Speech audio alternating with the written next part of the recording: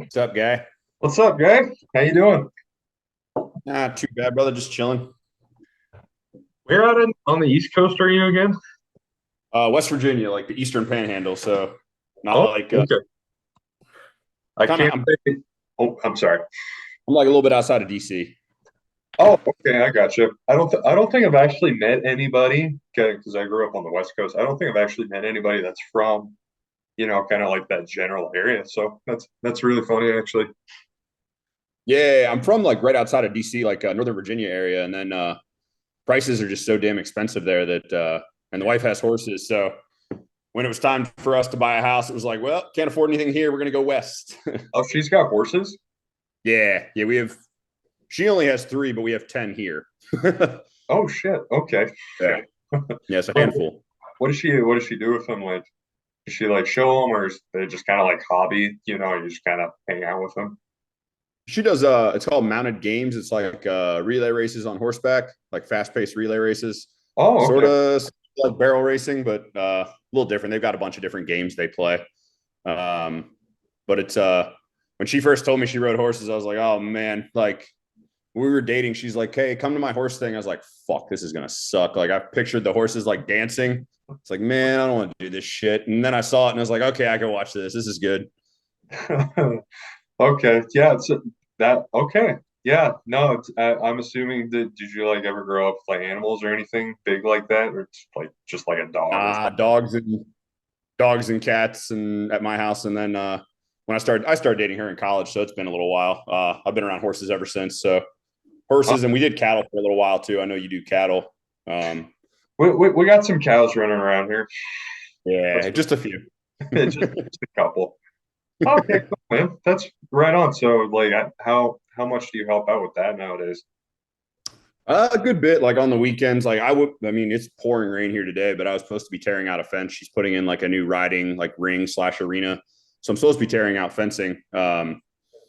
She's at a wedding. She does like wedding photography on the side, so she's at a Oh, wedding on. So it was supposed to be me slaving away this weekend, but the rain gave me the day off for football.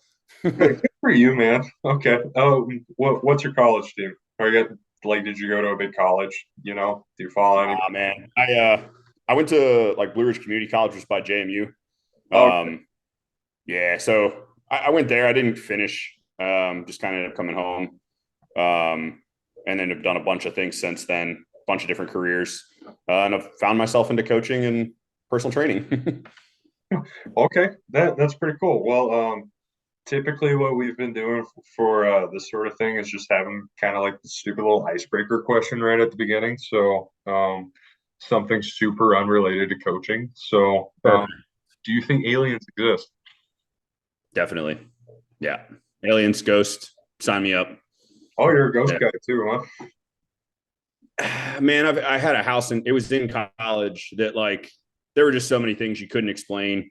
Noises, just things that is like, okay, yep, there's something going on here. Like we had I was dating my wife now my wife, and her cousin was dating my roommate, and my roommate lived above. He was above me in the house, and she'd be like, "Oh, Reagan and Nate are here," and like shoot them a text, and they're like, "Yo, we're not at the house. Like, you're by yourself." And I was like, "Okay, all right." It got to the point where she wouldn't stay at my house. I feel like that's a super East Coast thing too. Like it's like I grew up in Washington State, so like there was never really anything big on like ghost stories or anything. But I feel like if there ever is, it's always like in the South or somewhere in the East Coast. You know what I'm Yeah. saying? So that's just all these old British people are haunting the East Coast for some reason. Pretty much the colonials. That's all. That's all that's left. Okay, well, thank you for indulging me in that. Um, So yeah, dude, thanks again for coming on. My man Tony kind of got screwed there at the end, but just getting his car broken down. So thanks for hopping on last minute. No worries, no worries. Like I said, the rain gave me a weekend off, so I got time. It's better than putting in the fence, so I can't blame you. 100%. And so, what got you into coaching? So I know you said that you've done a bunch of stuff in the past, but I guess what kind of brought you to this point? So I was a personal trainer back at like, I was 21, I'm 30, I'll be 34 in a couple months. And I kind of left the industry. I worked for a big box gym, and didn't realize that there were other options, other like facets to do that in. So it was something that I always like really enjoyed, but I kind of fell out of it. I was working at a brewery, and I had started what Forked Up Nutrition originally was a meal prep business. Okay. I was making, they were healthy meals, but I put a spin on it where like I had a recipe for like a 5 layer burrito, a pizza, Oh, uh, yeah, just different things like where like for a 5 layer burrito, like if you use 97 lean ground beef, a tortilla that fits your carbs, like what you're looking for, Greek yogurt for the sour cream. You could put a little avocado in there, which is generally healthy, and then using like fat-free cheese as your cheese, and then crisping the outside of the burrito. There's nothing inherently wrong with that meal. The fat-free cheese is a little processed, so it can cause some gut issues. So it's something I had to watch for. Um, my original idea was just running a meal prep business, and then I started doing a little bit of coaching and just teaching people how to make those healthy meals like on their own without having to buy my like meal prep. Um, and they kind of went hand in hand. So I had people buying my meals, and I was coaching them on how to like make the rest of their day, and mixing in a little bit of a bodybuilding style to some of the meals. Um, Giving them like I called them like forked up meals. Um, and I just kind of, it was very hard to manage, and it was very hard to like if someone had a problem and I had something with 10 ingredients in it, I'm not sure what's irritating you or what's pissing like your gut off. okay. And that you can run into that with that super processed like food for some people, and some people did it just fine.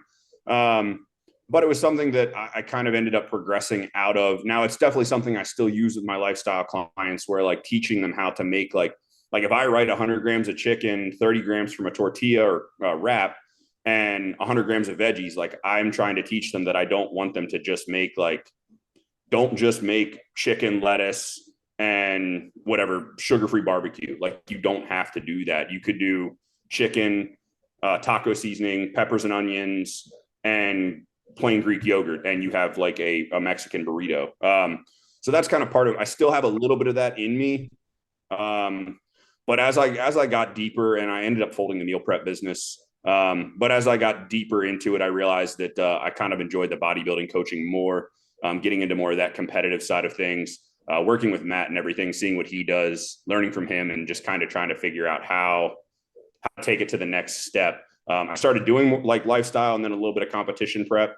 And I still, like I said, carry some of those things over, but I kind of stumbled into it, I guess is the long answer. I stumbled into kind of coaching. It wasn't like my original intent, like, hey, I'm going to coach. I started a meal prep business and just kind of found myself here. That's really interesting. I feel like you would typically see that kind of like the other way around, like people go into like more of the actual coaching side and then like try and build like more of that meal prep stuff on the side. So that's pretty cool, actually. Yeah. Yeah. And it, like I said, I love the meal prep thing, but I was also cooking from my home. Um, and it was just selling to like family and friends, just trying to get my feet under me. So it was nothing that I needed to get a commercial kitchen. And that's where I had problems like securing a commercial kitchen without spending astronomical amounts of money. Um, so it kind of I ended up having to fold. And then in my gym, the gym that I'm now part owner of, it ended up opening. And I ended up being like the head trainer there. So that occupied the rest of my time. And the meal prep definitely swallowed a lot of time. How long a day were you like spending just trying to cook all this stuff? I'm assuming it's obviously like a full-time job, but like I'm just trying to like conceptualize how long cooking It, all this would take. I had it down. I had it down really well. I honestly could do it. If I shopped Saturday, I could cook maybe some Saturday night. I could do some pre-prep. And then Sunday, I would literally destroy my kitchen. I'd have like 8 or 10 different meal options. I was cooking like 140, 150 meals at my most, and then delivering most of them.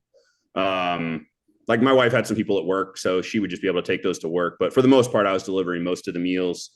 Um, it would take me all day Sunday, and my kitchen, my family definitely doesn't miss the meal prep. My kitchen was absolutely just destroyed. I can imagine it looks like Pots, Tom in pans, there. everything was just destroyed. It was a mess, but it was it was me hustling all day Sunday, like no time for anything else. Saturday, Sunday, like if someone wanted to, like if my wife wanted to go somewhere for the weekend or someone wanted to do something, it wasn't an option of like, all right, I'm going to take this weekend off. Like I was stuck here for the weekend. Um, and I very rarely tried to like take vacation. I gotcha. How'd you come up with Forked Up? Like the name of it? So like the way I thought of it, like when I originally like opened was it's fucked up nutrition. Like it is it's fucked up. Like it's some of the stuff that I was using, it was like a lot of like fat-free processed shit. Like I taught people how to make like healthy French toast and stuff like that, which that one I still kind of work. I can still work in a little bit with just a little sugar-free syrup. But a lot of the stuff just had a lot of like, oh, let's put this fat-free cheese on here. The sugar-free sauce, everything was just so chemically laden. So I was like, that's kind of fucked up nutrition. Like, and my buddy that put a logo together for me, he kind of ran with the idea, like the negative of my, like if you see my shirt, the negative of my logo is FU. So Oh my fucked up. God. Yeah. Yeah. So he came up with a pretty good logo and pretty good concept for it. And again, when I switched into coaching, I wasn't like, all right, well, I'm going to fold this company and make a new name. It still kind of worked. And like half the people in not my town, but like I went to visit another gym that's like local not long ago, and they're like, oh, you're that Mr. Forked Up guy. And I'm like, yes. So the naming and the branding kind of worked. So I just ran with it. That's better than people calling you the fucked up guy, I guess. But Fair. that's funny. Okay. What's the name of the gym that you're a part owner of? It's True Performance Fitness. True Performance Fitness. Okay. Yeah. A little bit of bodybuilding style. We have 5 giant like garage bay doors. So in the summertime, spring, we can just open the doors. We have some big fans inside. We have a posing room, but we also have like jujitsu, and we have a giant turf area for like any sort of like sled drags or anything like that. So we kind of have a mix of like a little bit of everything. We have a strongman community. We have a powerlifting community. So we kind of mixed a little bit of everything under one roof. It's not like strictly a bodybuilding gym. Damn, that must be huge. It's 15,000 square feet right now. Okay. When did that open up? We opened end of August. We just had our 2-year anniversary last month. So we've been open 2 years, and I think we just hit like 1,900 members, somewhere in there.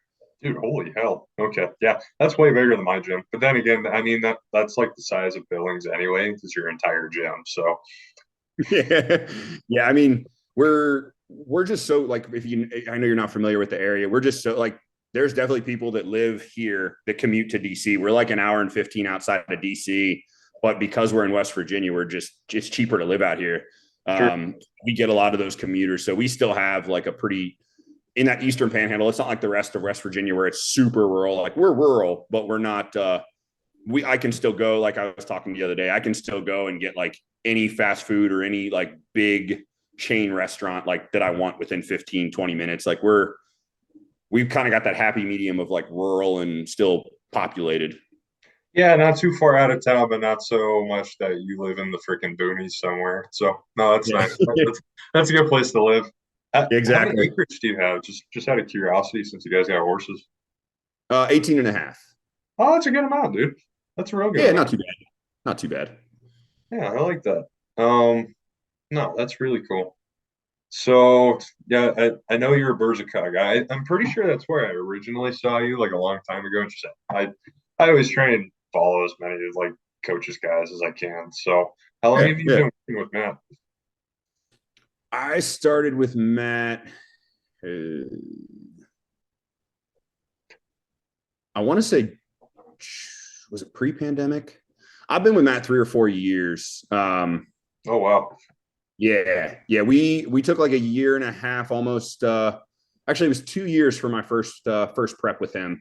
We took a lot of time building, and then decided to come down, compete. I was supposed to compete again this fall with him, but I ended up having a concussion. Mm, Kind of set me back for a little bit. So hopefully next spring or sometime next year we'll hop back up there. nice, right on. What made you kind of decide to start working with Matt versus like anybody else? Man, I lucked into Matt. I had originally I hit up Nick Walker. It was just kind of like my favorite bodybuilder. So I Okay. kind of hit him up. He was doing coaching at the time, and I hit up Nick and I was like, "Hey, like, are you doing coaching?" And he's like, "I'm not right now, but my man Matt is." And I hit up Matt, and the rest is kind of history. I started working with Matt literally probably a week or two later. Um, and Matt has helped me tremendously, as far as like not just like in my physique and the way like helping me, but he also did a little bit of coaching for me too, where helping me kind of get my feet under me coaching wise when I decided to go full bore. So he's definitely helped me a ton.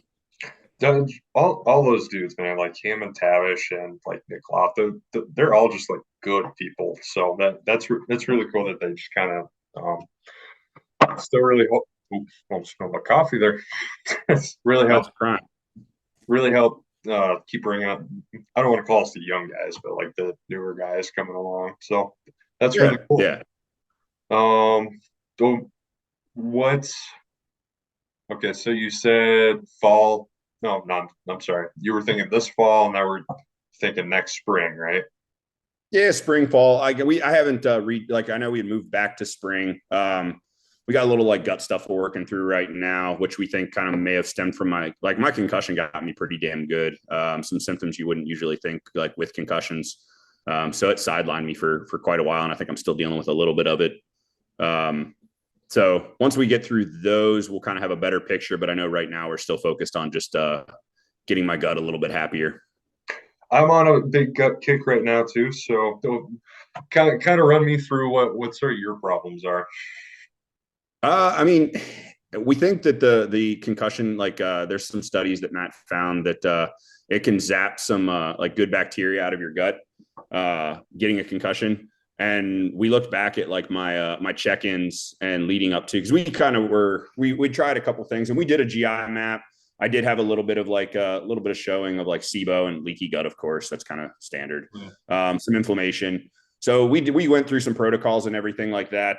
But like it's clockwork, man. My meal two, no matter what time, like I ate it a little bit later today, but meal two, I generally get like a little bubbly, a little upset. I found in the past few weeks like a couple things that might trigger it, and I've kind of pulled back on like no bubbly caffeine drinks or anything like that, no energy drinks. Just kind of trying no like I'm a spicy fan, so no spicy things, things that might make it a little bit worse. But just kind of a little bit of bubbliness and not quite as solid when it does do that. And it kind of zaps my appetite for a couple hours. But I think we're on the right track of getting that fixed. So hopefully soon we're clear and we're back and rolling. What's your top condiment? What's your go-to? Ooh, Yeah. ooh. It's got to be like maybe like Frank's Red Hot or I don't Yeah. know if you have you got Melinda's like hot sauces out there. We do, yeah. Uh-huh. Dude, Melinda's the black truffle hot sauce that comes from Melinda's. I can only find it at Walmart out here, but the black truffle hot sauce is fucking money, man. The only Um, one I've no, that's not true. I've tried like the pizza hot sauce. That one's damn good. I haven't seen that one. Oh, dude. It's like I'm eating a pizza every time. It's so good. That yeah, it's that one that they had another one. It's it was like a spicy Thai or something. Oh yeah, they have a Thai chili one. I actually think Yeah. I have that one in the fridge now.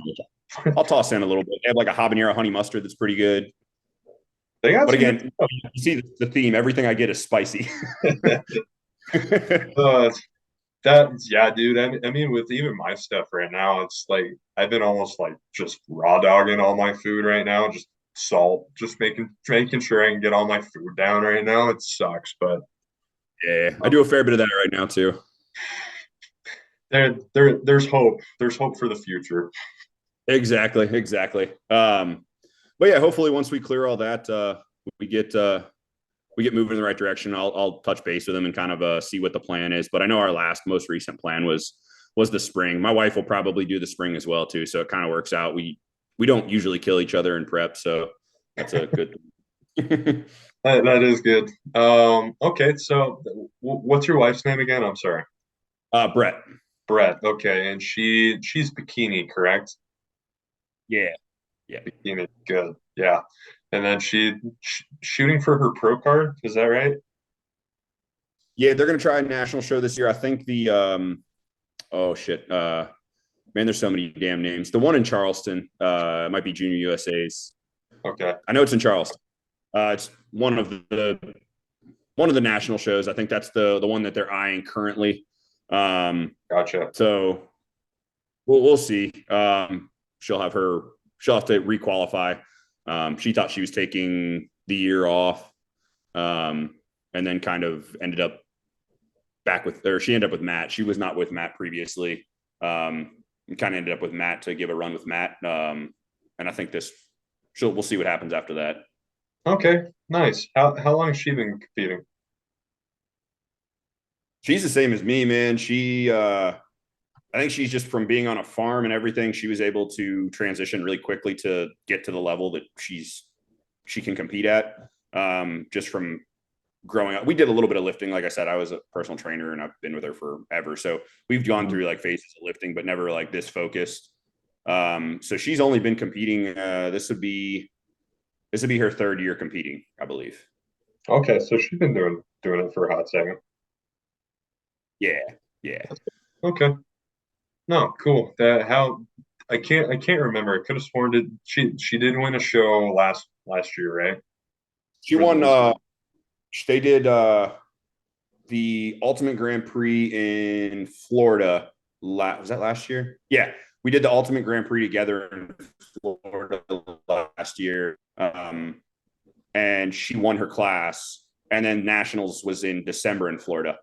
So we flew back down to Nationals in December, and she ended up placing. She did seventh. Got seventh out of 35 girls, I think, in her class, or 30 some girls.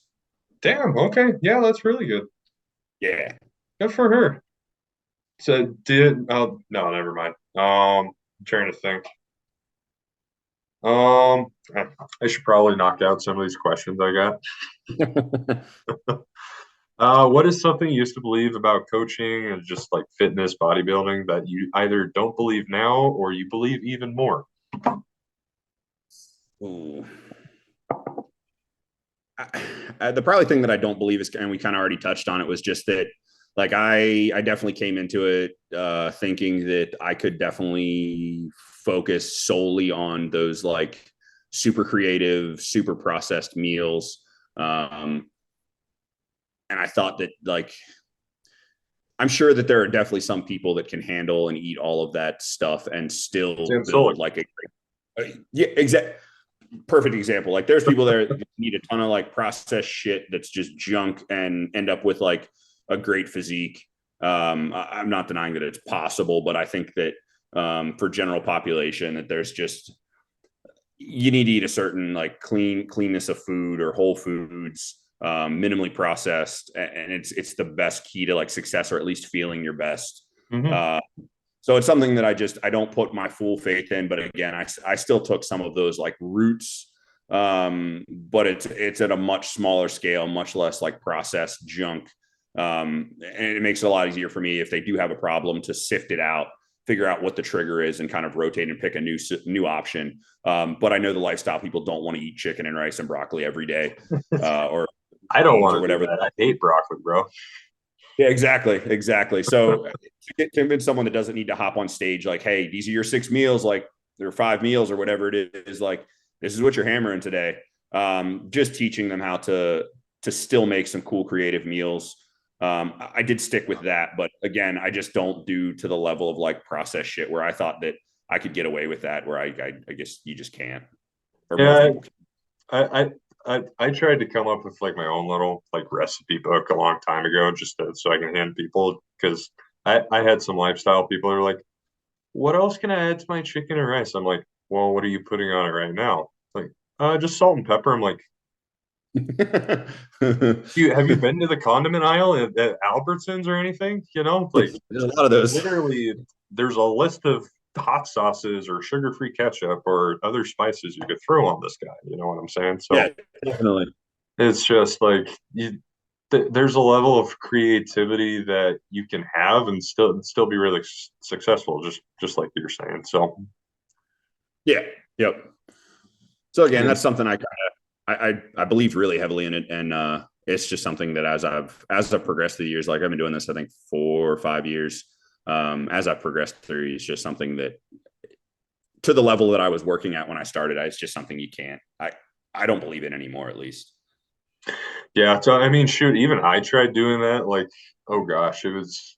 I think it was like the second coach I used. The first guy I used, like, I really didn't see any progress with him. He was one of my buddy's coaches, and then I don't know how I found this other guy. I think it was through like Reddit or something. He was this big time like keto coach. Like he was specifically like keto, Oh and boy. he, yeah, oh yeah, that's I got messed up from this guy.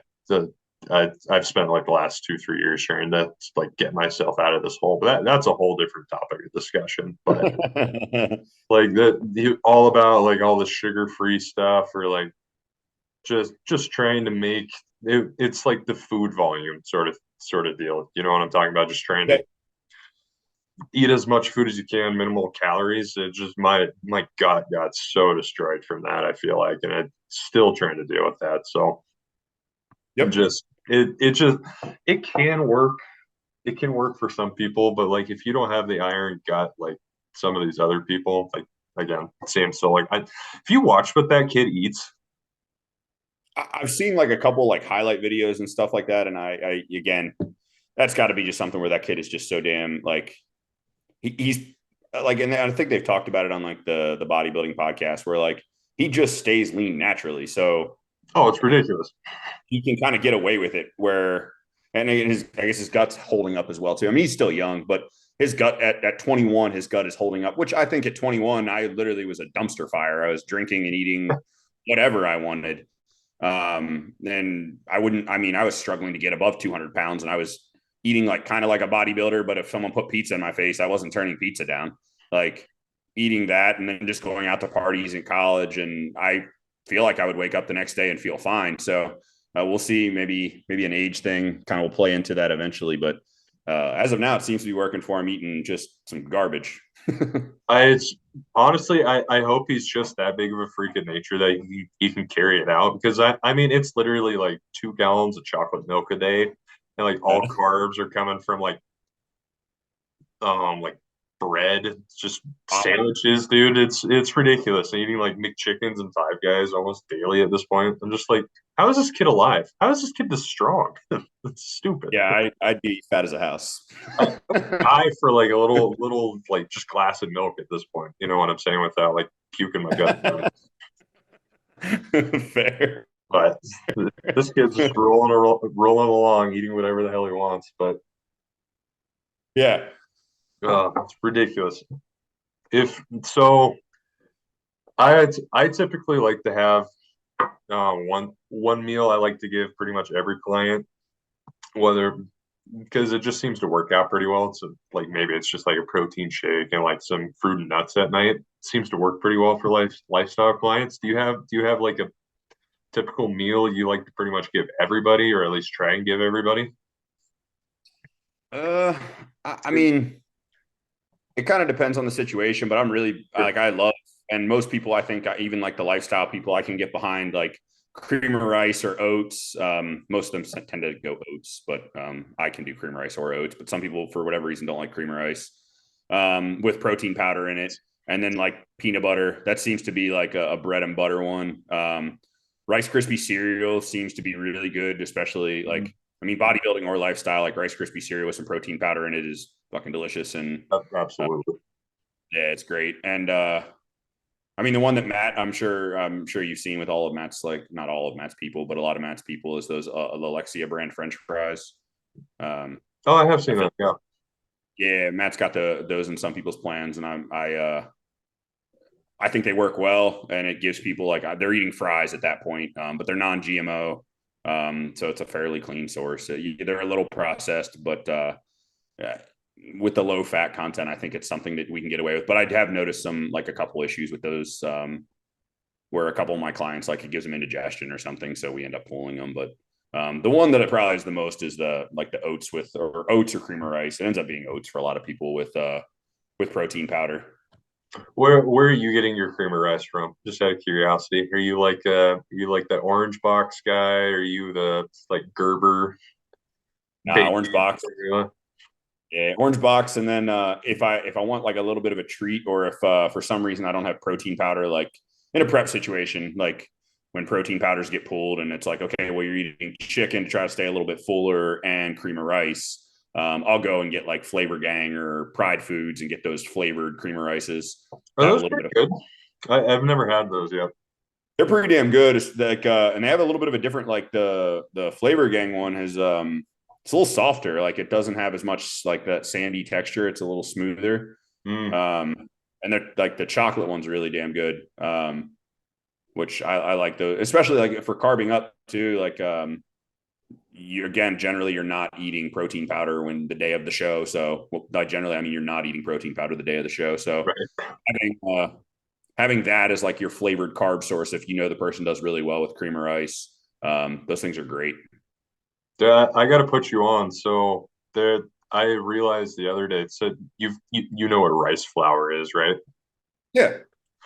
It's so I thought about it, and I was even talking to with my one buddy Scott. I'm like, isn't rice flour just like even more ground up cream of rice? He's like, is it? Try rice flour, dude. You can get it in bulk. Huh. Is it It, good? it's even creamier. Yeah, Oh shit. yeah. Life hack for you. I even looked at it because Jordan Peters like has his own brand of it too. He actually does something similar. It's just freaking rice flour. Son of a bitch. I didn't even Yeah, think about that. yeah. Give that a shot. Yeah, I'll have to look at that.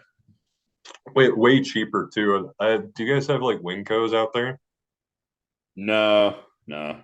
Okay, that there's this one store out here. You can like you can you can get all this stuff in bulk. Like you pull down the canister, freaking thing, and just dump it in a bag. Ah, nice. You can do that with. They got this one section that's literally like candy or like chocolates, literally anything you can think of. And of course, just this one section also has like all this baking stuff. You can do it with rice flour too, and I just freaking load up on rice flour. Huh. I'm gonna It's have the to way try to do that it. or see if I can find something like that. It's the way to do it, dude. And like you can specifically get like white rice flour or like brown rice flour. Like not that we need brown because we're trying to digest all this stuff as fast as we can. You know what I'm saying? But Yeah. it's the way to do it. Give it a shot. I'm gonna have to because that sounds delicious. I keep trying to put people on that. So what's what's your favorite add-ins for creamer rice? Ooh. Mostly I just go like nut butters. Generally stick to almond butter. Um, Nut butters, and I mean, if the I usually have like maybe a little bit of fruit in that meal too, Mm, whether it be bananas or something. So banana, like if you do like, depending upon like your protein flavor, if you do like chocolate and then you have the nut butter in there and then you have a banana chopped up in there. um I get everyone, not everyone, but I tell everyone like, yo, air fry the banana because the banana gets like gooey, and then toss it in the creamer rice. That shit's that money. sounds good. Oh yeah. And sometimes it's blueberries, and if I guess if the flavor works, like if it's vanilla with peanut butter, I don't know about peanut butter and blueberries, but um, there's usually some sort of fruit in that meal somewhere. I've always been a big like cinnamon and vanilla guy. That seems to be working out all right. Oh yeah, yeah, yeah. Cinnamon, like in the fall, I'll start doing like pumpkin pie spice or apple pie spice mixed in Yeah, there. now we're Yeah, talking. my basic bitch comes out. uh, okay. Let's see what else I got here. What are some challenges that you face in the coaching process? Like difficult clients. Obviously, I'm sure dealing with clients in like food specifically. Trying to have them spice that sort of stuff up. What's kind of been like the biggest one? I mean, it's just that, and then learning like just that. I mean, everyone's different, man. Like you can try the same thing on six different people, and it might only work for two of them. Hmm. Um, so it's just like a person to person thing, and just learning that learning curve of learning them, what works for that person individually. I mean, I've had my fair share of like, okay, this person's got some severe gut health issues. Like, we need to figure out what the f is going on.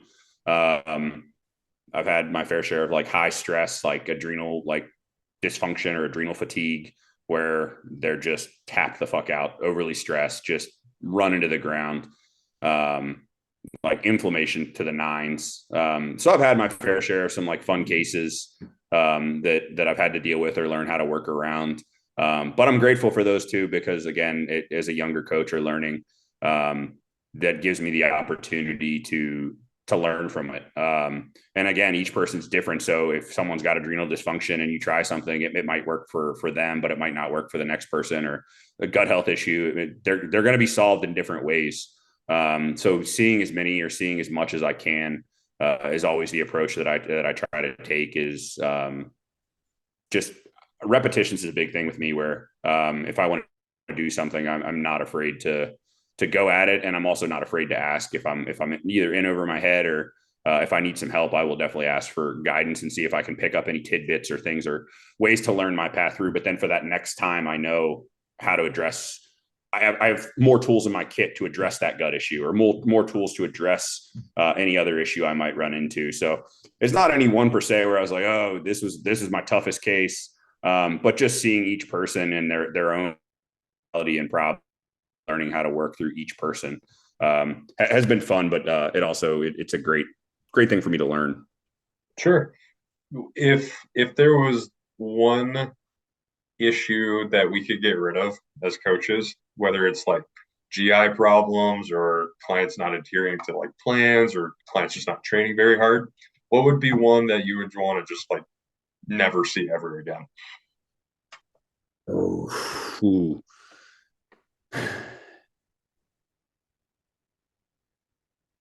adherence would be pretty damn nice, man. um,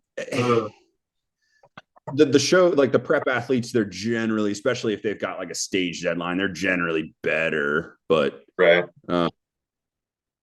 yeah, adherence might take that cake, man. I might be with you on that. That's I don't know how many people you got on your roster, but even with just like the 40 or 50 that I got at the moment, it's just like check in on time, dude. Like it's not that hard. It's gonna kill me. Yeah, if I could, adherence and proper check-ins, proper on time, copying the format, like the questions that I ask each week. There's like send me like 5 pictures and a weight, and I'm like, what do you want me to do with this? I can't help you. Help me. How's your digestion? Good. Thank you. What does that mean? Well, I haven't pooped for 2 days, but I feel pretty good eating. That would have been nice to know when I asked the question. Stress fine. Yeah. Stress fine. My wife says fine too. It's never fine. Yeah,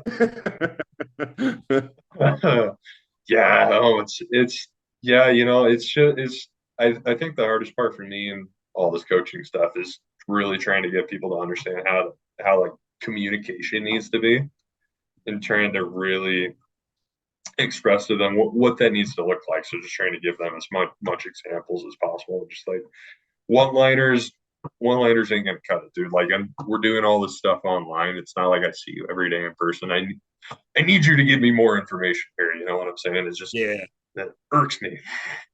Yeah, little feedback would be nice. Yeah. So I'm guessing since you're a Matt guy too, that you're probably a WhatsApp guy. Yeah. Because I also I interned under Jansen, and Jansen's a big WhatsApp guy. So between those two, you end up with WhatsApp. Yeah, I used to do email like a long time ago, and like even talking about like that format stuff, like trying to get somebody nowadays to copy and paste into an email was just absolutely atrocious. So WhatsApp, dude, it's just like it's just a game changer, man. I'm surprised more people don't use that. Well, it's just so easy. Like in an email chain, you end up having to like go back emails to see like different photos, where with like WhatsApp, I can literally pull them up on my phone, pull them up on my computer, and put last week's next to this week's, and like sit there and look and go back screen to screen and see them very easily to see like the progress or see what's going on. Or if I need to see like any of the biofeedback or anything, I can scroll back really easily. Do you guys have a dog? We do, and he just found a squeak toy. What kind of dog do you guys got? This is a German short hair pointer, and he's quite high energy. He Yes, they was are. sleeping, They have, but he was sleeping. My sister-in-law came home, so he's awake and rowdy now. oh, how long have you had him? Uh, he's 6, so Okay. he's but still plenty of energy in him. Dad's or my wife's brother lives next door to us, so we live on the farm. So it's just a big old family compound essentially. So he's our Nice. neighbor, and he just got engaged. He actually gets married next week, but his fiance moved in, and they have like 2 or 3 dogs just now running around all the time. Just I can't even walk outside my house right now without getting attacked by like 2 golden retrievers. So I get the high energy thing, and then just like or little corgi Mac is just this fat little sausage at this point, just sleeps all day, just passed out. So, Yeah, but yeah. all right,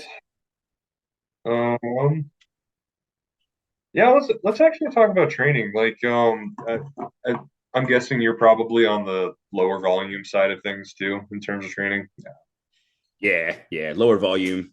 Um, with beginners, I find sometimes that a little bit of like maybe not high volume, but a little more volume works, I think, better. Mm-hmm. The beginners just uh, I kind of think low volume works really well if you've developed like a really good like mind muscle connection. You can get a lot. You can train hard and you can get a lot out of those 2 top sets or 3 top sets or whatever it may be. Whereas someone that maybe doesn't train as hard or doesn't have that good connection, they're the beginners that are just learning. Yes, my overall goal is to kind of transfer them and get them to the point where after like a lot of video review and seeing things, teaching them and spending some time with them, generally I can transfer more to that lower volume, update their training plan, and kind of teach them how to take a set to failure or take a set a little bit deeper rather than just stopping at a number or stopping because it kind of starts to hurt a little. But I think that having that volume in place in the beginning, you can get a little bit more fatigue out of the muscle. Whereas if like a fatigue that you or I or someone with a little more advanced could hit like 4 sets of quads and be absolutely just destroyed and cooked. A beginner or someone that doesn't take it as far, like you can maybe get away with 6 to 8 like sets for quads where they have a little bit more of a rep scheme and less trained to failure, and then just kind of over time help them transition into that like, okay, we're gonna get serious here. But in the beginning, just kind of taking them through that, I think that works a little bit. But generally, especially like my more advanced guys, I stay in that low volume world. Yeah, I've really noticed that too. It's I don't want to call it like covering your own ass or anything, but it's almost like you have to give them a little bit more just for them to see the results a little bit more right off the bat, especially if just they just don't understand what that needs to look like yet. So it's like, yeah, we can probably work with 4 or 5 sets of like leg extensions here. You probably don't know what a true set of failure looks like yet. So that's okay. So yeah, I would say generally I'm pretty with you there. I think really for the most part, I've I've done okay trying to get most of my athletes towards that lower sort of volume stuff. Like I sure as hell can't train anything high volume anymore. I'm trashed after any of my days right now doing maybe like 6 working sets. So I don't know about you. I just even thinking about in the past, like I have no idea how the hell I used to train like that or you used to train like that. You know what I'm saying? Yeah, and again, it's I mean, when I was a beginner, I could do 3, 4 sets of one exercise and not be fatigued, but I also the intensity just wasn't there. So I think that's kind of where there's that trade off that as you up that intensity, you can't really you can't really do that anymore. Yeah. Yeah, well, once you figure it out, I feel like it just opens a whole lot to you for sure. What uh what do you think is kind of your lagging body part right now? Oh, that's my back. There's no, My back is so far behind, man. I'm 6'2" and I've got wide shoulders. So filling out that frame, just my back, I came in with my back, like negative back, not even a back. So it's been a constant process to try to bring that up. I even flew down. I flew down to work out with Matt for, I think I stayed there for like a week, and our main focus was back, just trying to make those connections and figure out how to train back. So the connections are there now and everything. It's just time. And like I said, I have a big frame, so it takes a little more time to fill out. How much you weigh right now? 224 was my weight yesterday. Had a refeed or cheat meal, whatever you want to call it, last night. Only up a little bit this morning. So 224 is probably the most accurate weight. Attaboy, you're staying pretty lean too at 224. Yeah, I got up to original offseason goal was to get up to 240. I got up to 238, but it wasn't a great 238 before my accident. And then post accident, we've kind of been working our way slowly down, and just kind of working on everything, just trying to get a little bit tighter. I believe the plan is to push up a little bit more, but also try to keep some more of this leanness. In my opinion, I tend to get a little fluffy quick. I'm with you there, dude. I'm with Yeah. you there. If you want some weight, I'll cut some off for you and send it to you because I need to get down to your leanness, dude. It's killing me. Okay, so back is kind of lagging. What's your favorite thing to train right now? His legs are back, man. The ones that put the most damage where I can feel Yeah. generally the worst. Like arms is great. An arm pump's cool, but like you don't, it's really hard to leave an arm day like feeling like you're dying, where like you finish legs and you're like, oh shit, like I might puke. Like I love like leg day. Leg day is probably my favorite, but back's probably a close second. You so I know you're a tall guy too. So hack squat, what's your favorite leg day movement? Hack's probably my favorite. Hack maybe, probably not. I rotate in like, so I do either hacks, pendulum, or heel elevated Smith squats, but I probably lean towards the hack the most. I get a lot out of the hack, in my opinion. Well, what kind of I just lost my train of thought. That sucks. Kind of pendulum. No, what kind of hack squats? Like I would ask you what kind of pendulum. I would love to know what kind, but I also don't even know what that feels like because we ain't got jack here. So Uh, my only uh, thought process is trying to understand hack squat. we have the pre-core hack. Um, it's definitely one of the better hacks in my opinion as well. Um, and then the pendulum's the Arsenal pendulum squat, which is great, but damn, that thing's heavy. And my training partners, he doesn't like the pendulum, so I probably go with that one less, just because I usually have someone with me on leg day. Um, so I generally end up he can tolerate the hack better, so we generally end up with the hacks. Well, how do you feel about the whole reverse banding thing on that? Bro, I went to war and with my gym for the damn reverse banding. It was bad for a while. Uh, like kids just putting the reverse band, like they get the heaviest, like thickest band they can find and slap that thing on, and then they'll throw like 5 plates per side. Like I did 5 plates per side, and did you have a gigantic band on there? Yes, you had a slingshot pulling you out of the hole. Like My where knees the feel great, bro. yeah, exactly. Where the movement's the absolute toughest, you got the most help. Um, but if you are going to use a light band, you've got some like knee problems, like 100%, like go for it, man. Like, or if you want to change that resistance profile, I understand like a light band, but I do not understand for a while, like, and people would leave them on the machine, which would drive me up a fucking wall that I'd have to pull that off before I like would use it with a client or with myself. Um, but again, if you're going to use one, I think it's becoming less trendy right now. I think At enough least people have talked shit on TikTok that now kids are starting to not do it. So I think so. Yeah, I don't see it out, as much. I definitely don't see it as much. And but again, I understand the purpose for it. I understand the use Right. for it.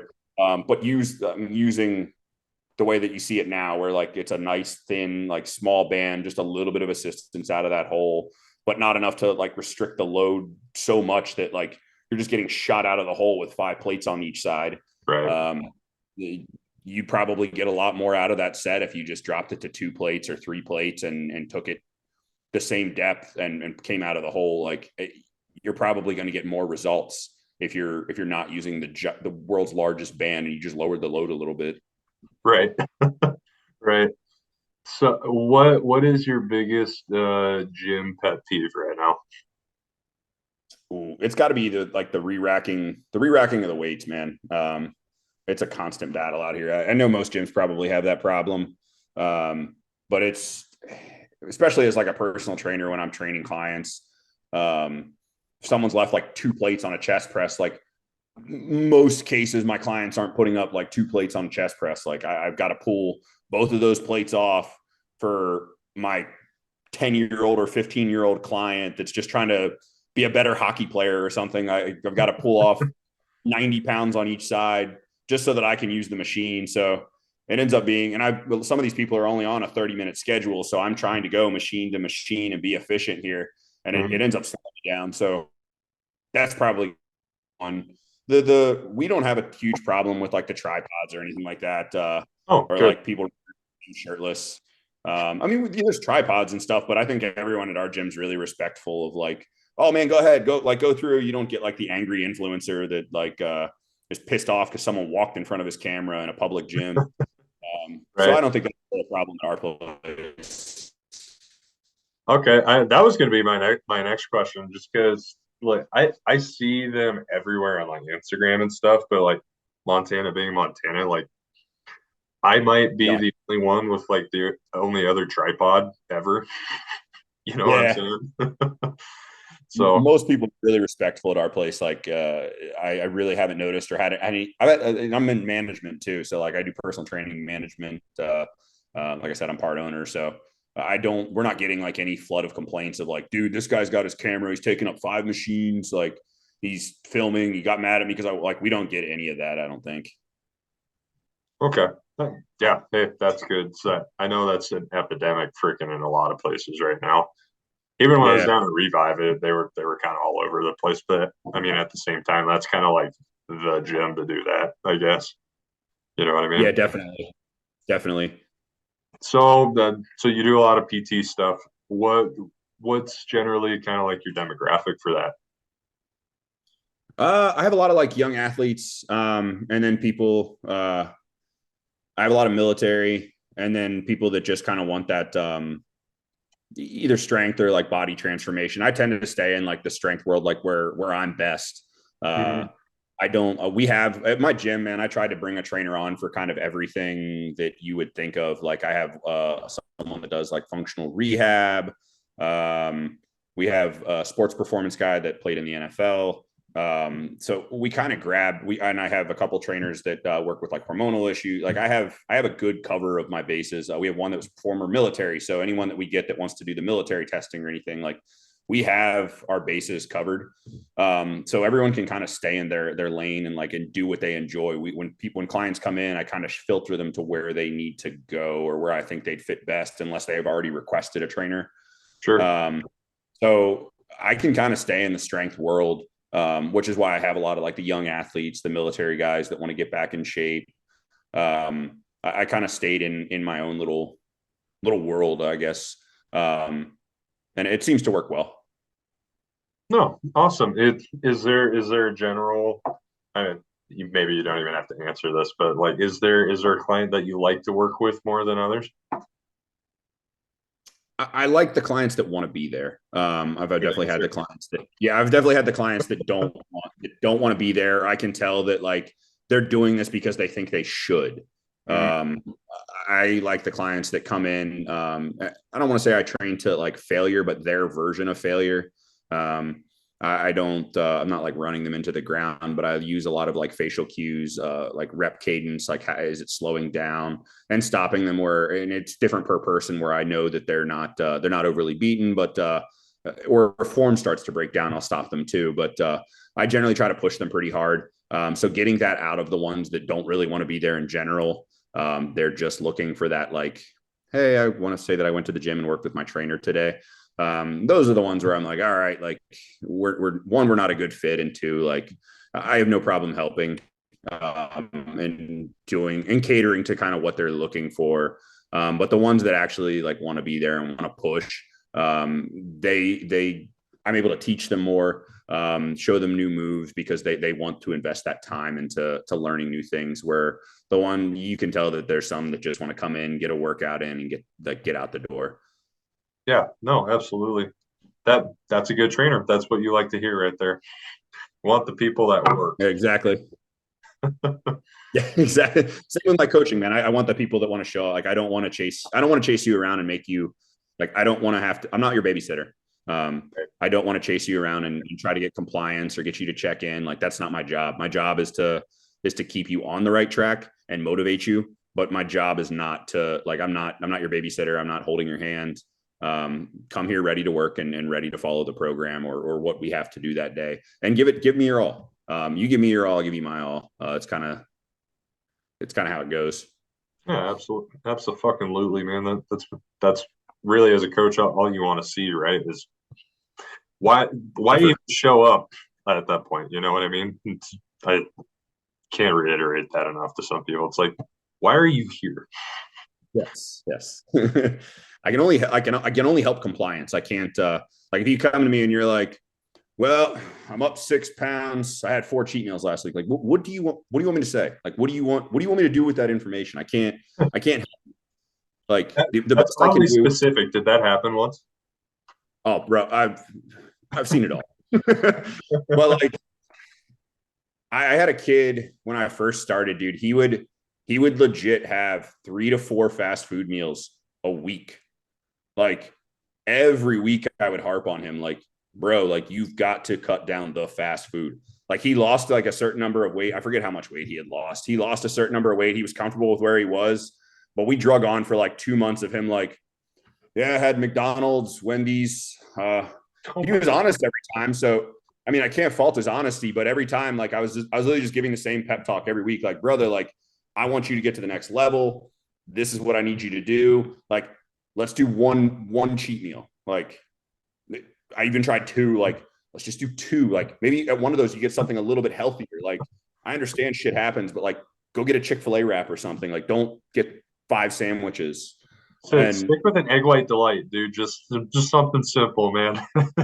yeah, we drug on for like 2-3 months of like 3 to 4 fast food, like absolute, not even like I had sushi this week. It was like the junkiest of the junk, like Arby's sandwich. And it just, What's the yeah, Arby's? like I said, I've seen it all.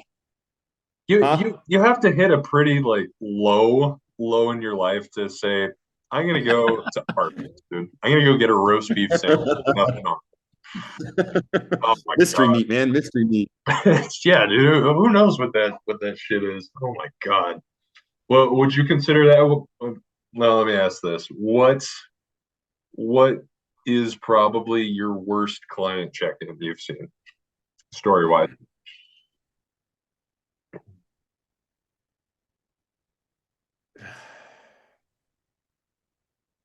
That's probably up there, man. Just because it drug on for so long, and it was like 2 months of just like a fast food barrage, and it got to the point where like he wasn't really putting on like weight. We had built his metabolism up enough, and I don't know if he was I don't know if he was skipping other meals. I've changed my like my check-in questions. That was a long time ago, but I've changed my like questions to get out of them if they're like missing meals or anything like that. But I don't know if he was like skipping other meals to compensate for those, but he wasn't gaining weight.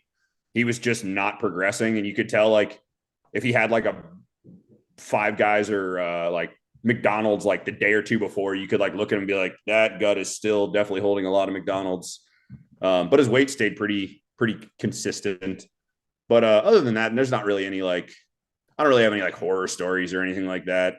Um, that was probably just one of it got to be funny, man. It like I literally I would just joke with him at that. Like towards the end, it was just like, what do you want me to do, man?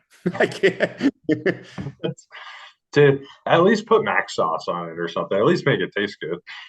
Yeah. Um, Let me see. Do you got any clients coming up soon competing? Yeah, I have a husband and wife that compete. The wife competed back in April, and she got second in her class. We had a pretty short prep. We kind of crammed it in there. So we could have been a little bit tighter. That's our goal this time around. But I think she has the structure that she can do well. So we have nationals with her. We're gonna go to that December nationals, B nationals, and then her husband competes in mid-November. So we have him in mid-November, and then that's it for the year. I just have those two left. Nice. Okay. How long have they been with you? Or these relatively new ones? The wife came to me December or November of the previous year from another coach. Had some issues that we had to cleaned up the issues, and then she took a little bit of a break away around Christmas time, and then came back to me in January. Said we wanted to do prep, and we kind of gave it our all and went in. And then her husband, right after her show in April, he hopped on board and he wanted to compete at the end of the year. So Nice. we're working our way down. I think we're 8 or 9. I think we're 9 weeks out or 8 weeks out right now. Um, Hell yeah. she's like 13, 12, 13. Badass, dude. Yeah, best of luck, man. That's really cool. Yeah, appreciate it. Okay, so kind of last question I got for you, but in terms of like goals and for like your own bodybuilding career or coaching, like what does that kind of look like? Goals my own career wise. It's really just at this point learn as much as I humanly possibly can. Um, for my size and everything, I don't think that like going pro is something that I'm like my size, genetics, and everything. I don't think that going pro is in like my bag of tricks. It's more or less me just doing as much as I can. I learn something every time I'm in prep or every time I do anytime Matt makes an adjustment, I'm learning every time. Um, so just using kind of myself as like a guinea pig, getting those reps in. That's kind of my goal for myself is just using myself as a guinea pig, learning things and things that I can take to my actual clients. Client wise, I'm really just looking to increase, of course, client load and be able to take more athletes to stage. Of course, doing the best that I can each time. Being able to work in any situation, or if I have problems during prep, knowing how to get in and out of those each time. So just kind of learning the ins and outs of absolutely every facet of it, so that I can get to the level of those upper level coaches and be looked at as one of those like top tier coaches where they look and they're like, okay, like this is a name I know. Right now, I'm relatively, for the most part, I have some like out of staters, but for the most part, I'm relatively local, and it's people that know me from this area. But I want it to be to the point where I'm known. Forked up nutrition's known, or Mr. Forked Up's known, where they're like, that's a good coach. Like this person worked with them, they did a great job. Like I'm going to go sign with him. That's kind of the goal, is just to keep expanding from where I'm at now and pushing outward a little bit. How do you think that's going for you? It's going well, man.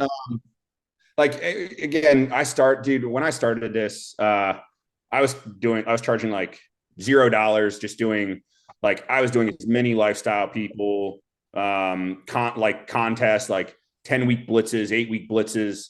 I coached so much for free just to try to get my name out there, just for people to be like, I lost this much weight with this guy. And then I just kept progressing myself into higher level like clientele and more people. And as I did, I upped my prices. And I would just keep raising prices as I got more knowledge and as I got better and I knew that I could provide the results. I just kept progressing prices to get to a higher price point. But again, I'm not afraid to. That's one of the things I'm not afraid to do, is I'm not afraid to work for free. If there's something that I see that's beneficial for me, my first year of competition prep, I found, and it was actually advice from Matt. I don't think he told me to do it for free, but Matt did tell. Like I was like, Matt, how did you get into competition coaching? Like what's the trick, man? Like I want to do that. And he just said, man, find some people in your gym. Like find people in your gym and approach them. And that's what I did. I literally found 3 people. I've seen them lift. I knew they could lift, and I knew that that they had a good physique. And hey, I'm going to coach you, or I asked them if they'd be interested in doing competition coaching, and asked, hey, like, I'm going to do this at no charge. Like, do you want to do this? And I had four people that said yes and three that made it. One, life kind of got in the way and they had to, down, buddy. One day life got in the way and they kind of had to, they had to step back, but the other three made the stage and did really well. So again, it just got me that, I don't want to say like proof of concept where, just showing that I can do. And again, after I did that, like I've shown I can do it, and my price has changed. I don't work for free. But again, I just wanted that shot. And they were younger kids. So I knew that they don't, like, the younger kids aren't going to have this big, like, competing is expensive enough as it is. Like, they don't have like enough to spend hundreds of dollars on a coach. So it gave them a shot to fulfill a goal that they wanted to fill. And it gave me a shot to show what I could do. So that's kind of how I was able to progress. And again, just keep going. Again, like this year, I've had a pretty good year with all my clients going to stage. Again, a couple more left to knock off the list, but just letting my work speak for itself, I think is going to do the talking, essentially, where those transformation photos or those photos, those stage shots are what. Yeah, absolutely, dude. Well, if it's any indication from me watching your stuff, I think you're doing a hell of a job. So I think you've done pretty fucking good. So you keep that shit up. Appreciate it. Yeah, dude, of course. If you had to give any sort of advice, like whether it's bodybuilding, if you really want to go deep, life, one piece of advice for somebody. Be a sponge. And just soak up as much information as you possibly can. I really like using like trusted sources. I've never been the guy to like just go and read a bunch of stuff on the internet or like a bunch of stuff on YouTube unless I know and trust like the source that it's coming from. That was a big part of how I started. Like Matt was just literally, we were doing calls weekly and I was just asking him questions of like different questions that just came to my mind during the week. But then again, he had given me a list of like guys on YouTube, like, hey, these are guys that he trusts. Go watch their videos and go learn from them. So just grabbing people you trust and just working off of and learning from them. And then just kind of progressing through that and don't stop. That's the biggest thing. Like, keep reinvesting, whether it costs money or your time, just keep reinvesting both of those things to progress yourself further. Worked with, of course, Berzakad has helped me immensely. I interned under Jansen. Now I'm mentoring under Austin Stout. I'm just not afraid to grab people that I trust and learn from them. One of my buddies, the guy that I actually sent you, Zach, he's helped me immensely this year. He's posed all of my guys. I've learned a lot from him this year. So it's me just usually finding, and like I said, being a sponge. I'm not afraid to ask questions. If it's something like, I think I got this, I do like bouncing ideas off of other people, and just kind of learning what their approach would be. And then if they give me an approach that's different than mine, why? Why do you do that?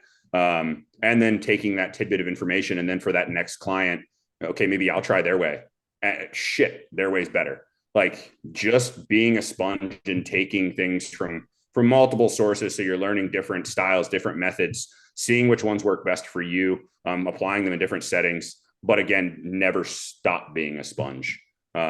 Just always soaking up information. Like, and I've tried to explain this to like, a lot of people is like scrolling Instagram. Like, if I scroll Instagram, and again, mindless scrolling, yes, it's probably not as efficient, but even Instagram, like if you're in the bathroom or whatever, you're scrolling on Instagram, I might see a video from like, I don't know, like hypertrophy coach or something. I'll take the 2 minutes to watch that hypertrophy video, or what it may be. And like, oh shit, well, that's a really good way to do the hack squat or whatever exercise he's showing that day. Like, even in the downtime, like if I'm in the car, like the podcast, a bodybuilding podcast is on of some sort. Now, sometimes it might be one that's half serious, but those serious moments, like making sure that I'm paying attention and maybe picking things up here and there. Just like I said, be a sponge. Absolutely, yeah. You want to have like you were saying before, to have the biggest toolbox possible, right? You don't just want a screwdriver. You want to have all the different heads of screwdrivers, right? You want to have all Exactly. different nuts and bolts and hammers and shit. So Exactly. that's really good advice, man. Very good advice. Of course. Um, yeah, I mean that's kind of all I got. I really just wanted to take time to kind of really introduce you and make sure you have some sort of platform as well to kind of share some of your thoughts and just for people to get to know Yeah. who you are. Um, Kind of in the future too. I'm pretty sure I told you I want to make sure to have more like an actual coach's corner sorts of discussion. So like I like to think that some of us know what we're talking about, or at least have some sort of bits of information we can maybe share and help with other people. So I'd love to have you back on at some point, man. So Yeah, man. Of course, of course. The was the bodybuilding podcast. Fuad used to do a lot of those like coaches corners where he'd bring on like Jansen and all those guys. And those were I listened to all those too, just because mhm. all those guys have such different methods. Just listening to them and like Fuad asking questions like, so why do you do your protein like this, or what are you using in prep situations with this? And those guys obviously aren't giving away all their tips and tricks, but a general like broad stroke of the pen. They're not giving you the fine highlight details, but enough information that they were informative and they were fun to listen to. So I think that would definitely be something that would be awesome to have on your channel, man. Yeah, shoot. I mean, I don't know how you really got started, but I mean, that's really how I got started learning was just the astronomical amount of YouTube videos, just podcasts, just trying to, like you said, soak up as much information as possible. So, Oh um, yeah, YouTube and Berzicott, man. I have like oh a yeah, notebook here somewhere with like I'd write just over the week, man. I would just literally write like questions, and I think it was like every week or every other week or something. I'd have a call with Berzicott, and it would just be like, "Hey, this are my questions this week," and we just run through that damn list of all the questions, and me writing my answers down or writing like he'd be like, "Oh no, you need to research this." I have that notebook floating around here somewhere of all my like original questions when I first started, which it's cool to have. I have it's somewhere here. you hold on to that for like 20 more years. That'll be worth some cash, I bet. With with all I have. That'd be awesome. All right. Where's the best place to kind of get a hold of you for people watching, uh, listening? Instagram's probably the best. It's Mr. period forked underscore up. Or if you just type in Mr. Forked up, I'll probably come up. Um, Instagram is probably the best where I'm the most diligent with like my messages and everything. And of course, I have my webpage. If there's anyone that is looking for inquiries, it's forkedupnutrition.com. There's me and my wife on there. If anyone looking for like a female coach as well. She doesn't do competition prep currently, but most of those or all of those I handle. But Instagram's probably if you have questions or anything like that, or just looking for. I don't do a ton of like training content or anything like that. That's kind of I associate it with work. And I guess yes, this is my job, but training is also one of those things that I really enjoy. That's a great part of my day. And I found out when I chased myself with a camera or like a tripod, and I was trying to set up the shot so that I could like do. And again, I'll still every now and then put up like a video that I happen to record for like Matt or something, and might highlight a couple points. But for the most part, I really hated chasing myself with a tripod. So I don't put a ton of content out on things like that, but I will do from time to time like Q&As, some serious, some funny. But I do Q&As from time to time. And then my clients are always on there. So I'm always sharing my like clients' content, so you can always see my work. Nice, right on. Well, well, man, it was freaking great to actually like talk to you in person. You know, I know I've kind of gotten to know you a little bit this year, just trying to reach out about Bershicot too. So glad we're Yeah. glad we're kind of connected now with that too. So Yeah. Appreciate it, man. I appreciate you having me on, man. It's been awesome. absolutely, man. Thank you again for taking your time, and yeah, let's do it again sometime, man. Go get some more food and That's exactly what I'm doing, man. you know. yeah. All right, brother. Well, you have a great day, and hopefully it still rains out, so you don't have to go put in any fucking fence right now. So, Oh, it's a tropical storm. We're good for the whole oh, weekend, buddy. go, dude. Solid, boss. Have a good one. I'll talk to you All right, soon. man. Take it easy. See ya.